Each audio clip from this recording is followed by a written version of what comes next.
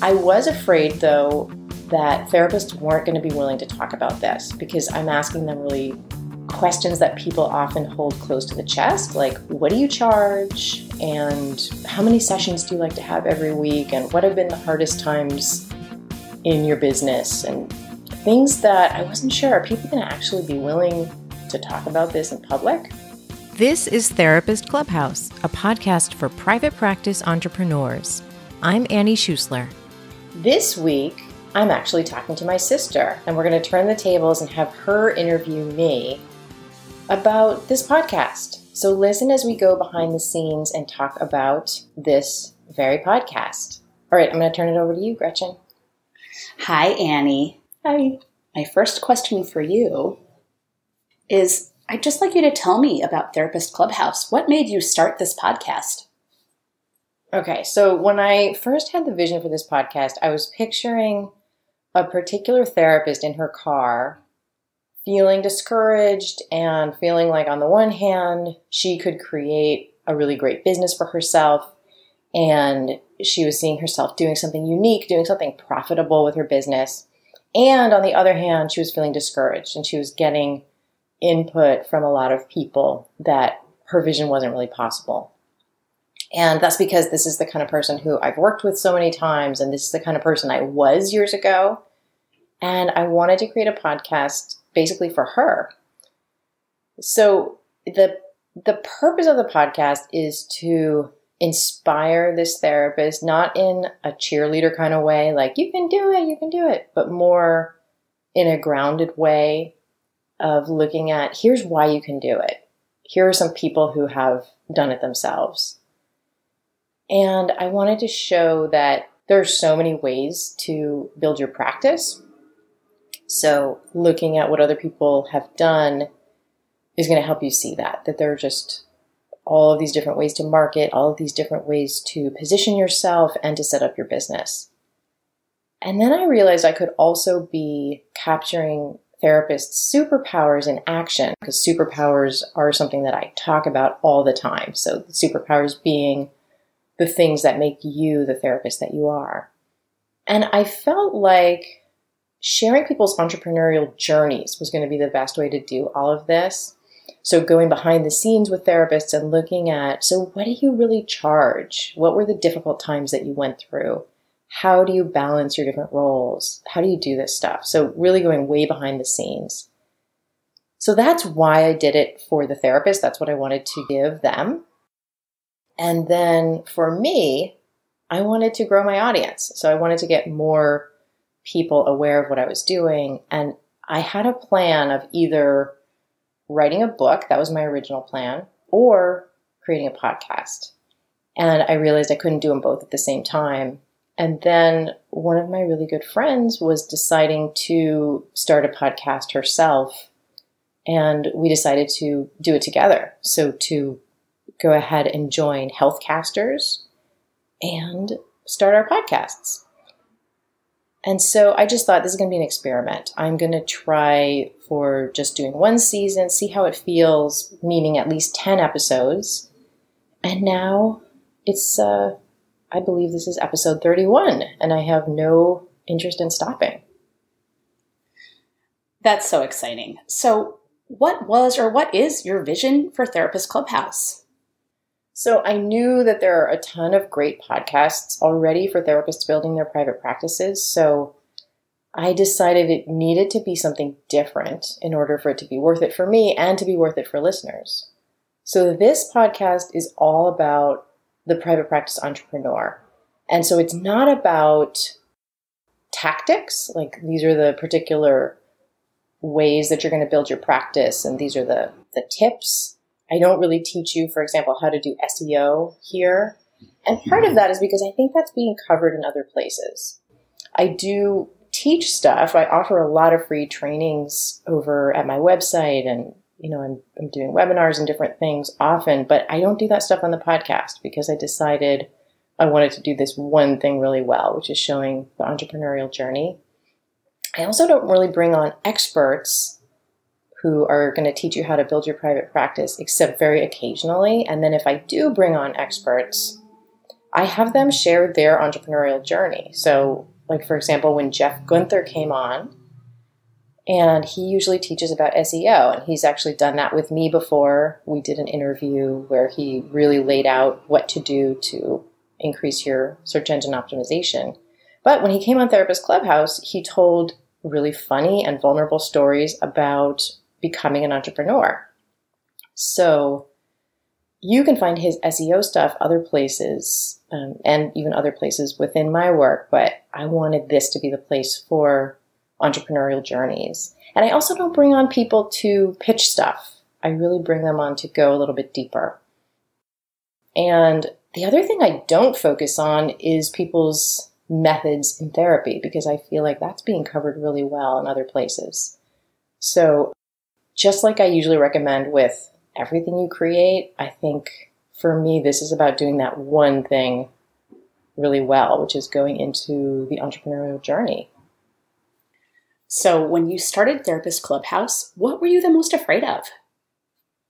So strangely enough, I don't think I was actually that afraid, because I was already getting used to putting myself out there and creating content every single week.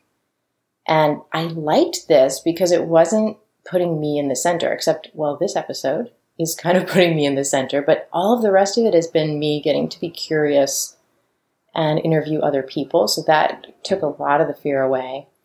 I was afraid, though, that therapists weren't going to be willing to talk about this, because I'm asking them really questions that people often hold close to the chest, like, what do you charge? And how many sessions do you like to have every week? And what have been the hardest times in your business? And things that I wasn't sure, are people going to actually be willing to talk about this in public?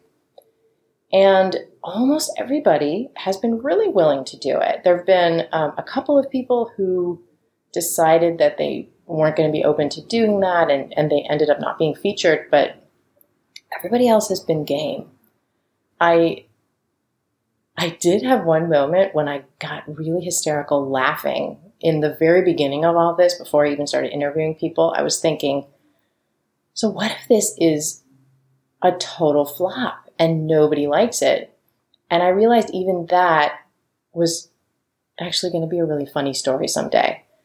So kind of like how a failed relationship can become kind of a sad but funny story later on. So my fear was there, but it really wasn't in this particular adventure. It really wasn't taking over. So in creating Therapist Clubhouse, who inspires and influences you, Annie? Okay, great question. So I usually don't listen to or read stuff by other practice building coaches in this field, because I tend to focus outside of our field. So I think of part of my job is absorbing tons of business information and then translating it for therapists. I love doing that. So I follow Tara Gentile's stuff really closely, Brianne Dick. I listen to podcasts like The Fizzle Show and Being Boss, and sometimes Pat Flynn's Passive Income, the Zen Courses show sometimes. I read business books all the time. So some of my favorites recently have been Profit First, Deep Work, or I just read Jobs to be Done. And these are books that you wouldn't necessarily find a therapist wanting to read, but there are gems from them that I can translate. I follow Barry Tessler for money mindset help, and I took her course a couple of years ago. The podcast that inspired me the most and made me think I wanted to do this for therapists is Claire Pelletrot's podcast, the Get Paid podcast, which actually she stopped making over a year ago. But in that podcast, she would really ask people, all different kinds of entrepreneurs, she would ask them first, so how do you get paid? And then she would ask them questions about how much money do you make? And what's your business model? And she would really get into it with people, and they would be answering questions that entrepreneurs don't usually ask. And I realized I want a podcast like this for therapists. I would have loved to hear something like this for therapists. So in creating this podcast, what has surprised you most? I guess something I hadn't realized would be such a big deal is how many connections I'm making, because I'm a major introvert. So even though I admire so many people and like so many people. I don't tend to spend a ton of time reaching out to people or networking. And the podcast means that I am doing that more. And when I get to talk to people on the podcast, I really get to know them in a certain way. What's surprising to me also is which episodes are popular. So I had no idea which ones would be popular, but I guess I assumed that the more well-known people would get the most downloads. And that's not always the case. So, for example, right now, the episode with the most downloads is the one with Sarah Lesser, where we're talking about networking. And I know that Sarah didn't even share the episode with a single person. She didn't put it on Facebook or anything.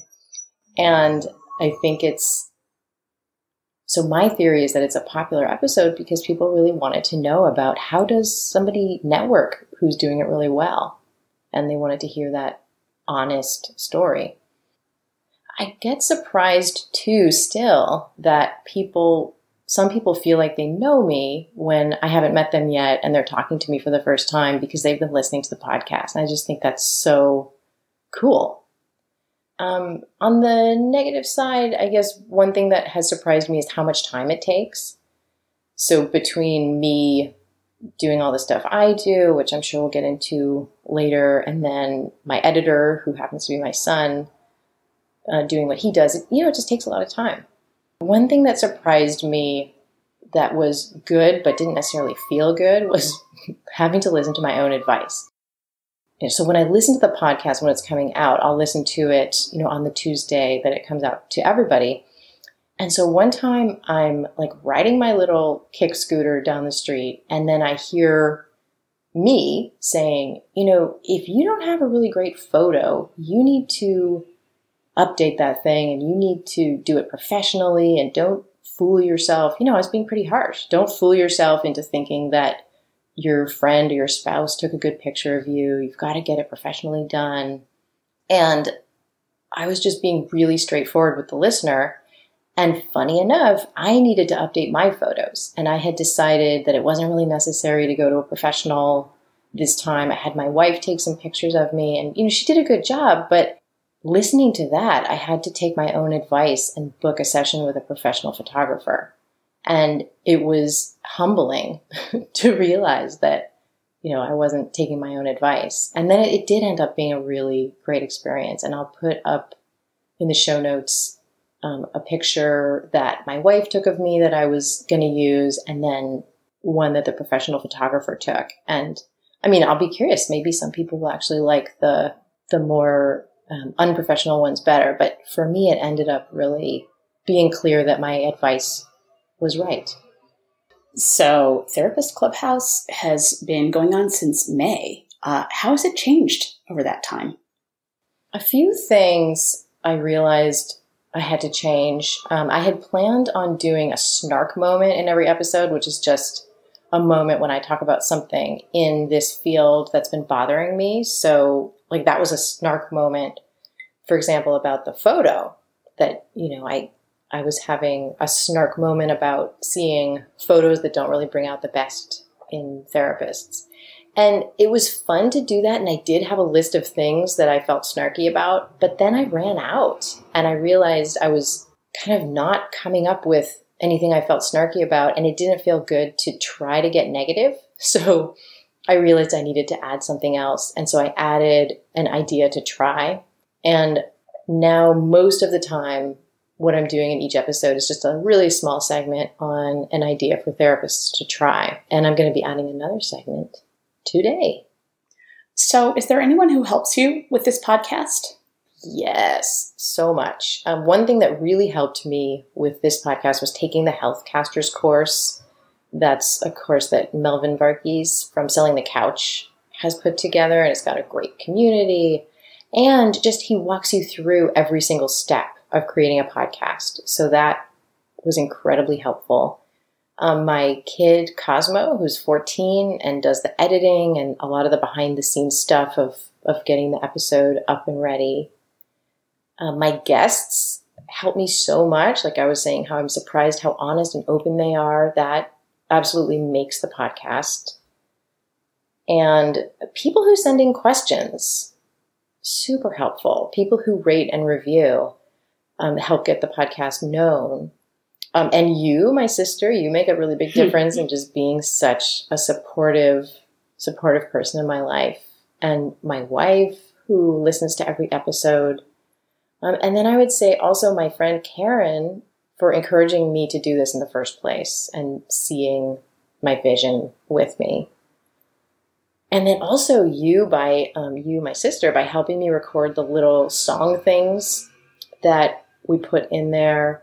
And you sometimes just reminding me that this is good work to put out in the world.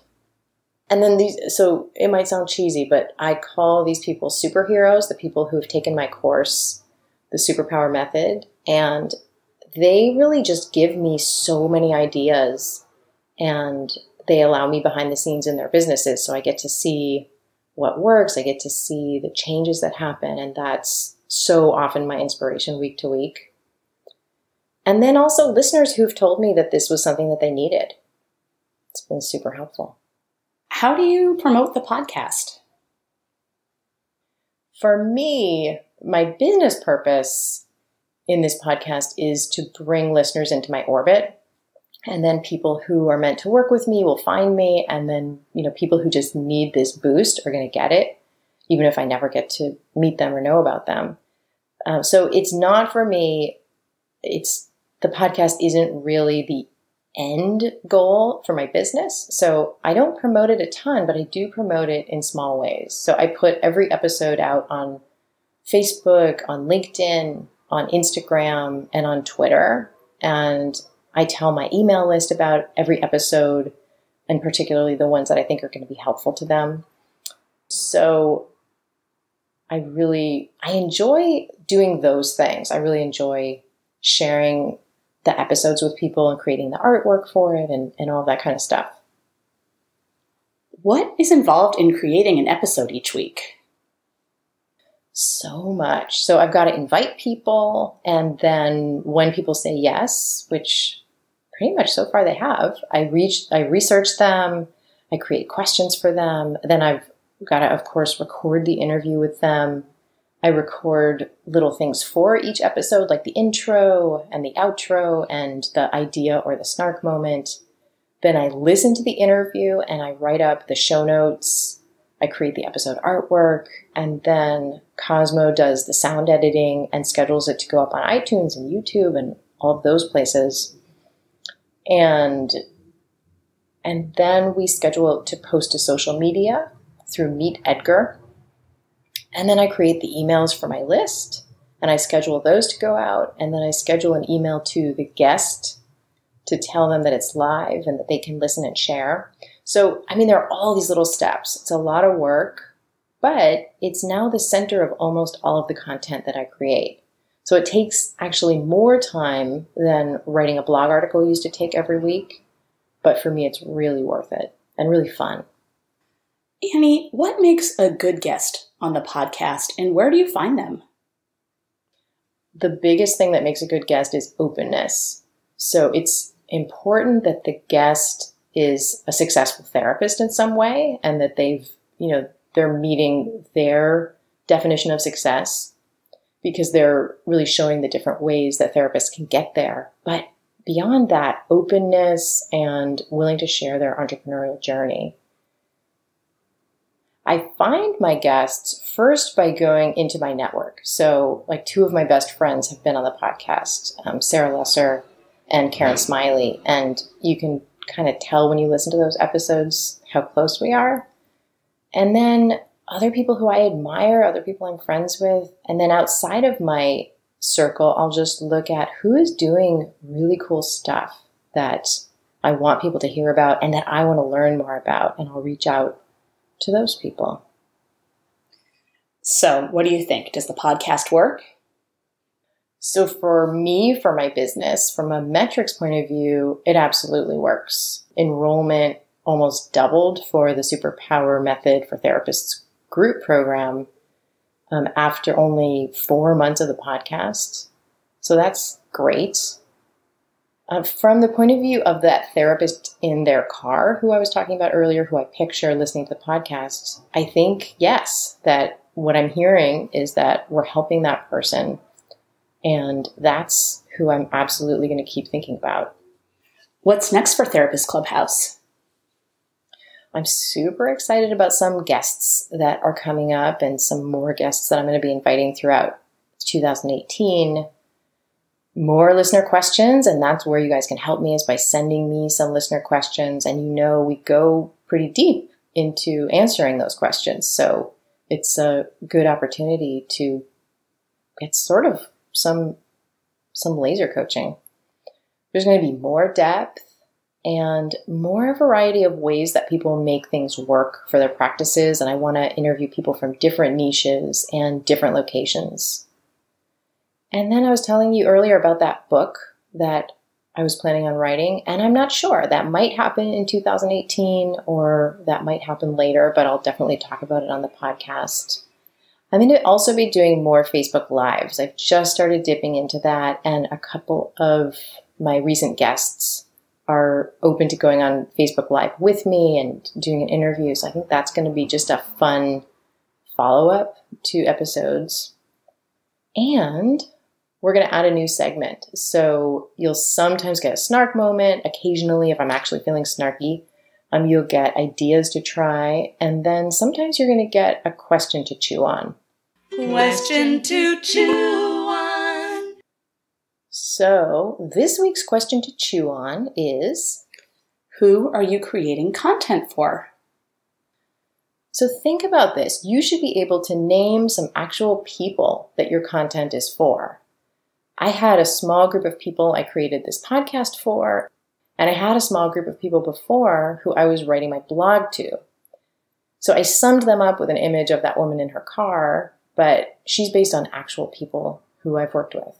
So ask yourself whether the content you're creating, whether it's blog posts, videos, articles, or even just quotes that you're posting, is it working for you? Is it working for the people you're creating it for? And if not, what could you do to make it work better? And you've got to be picturing someone really specific to be able to answer that question. Gretchen, thank you so much for interviewing me. You're welcome, Annie. Thanks for listening to Therapist Clubhouse. Can you help us out? Please head over to iTunes and rate and review Therapist Clubhouse.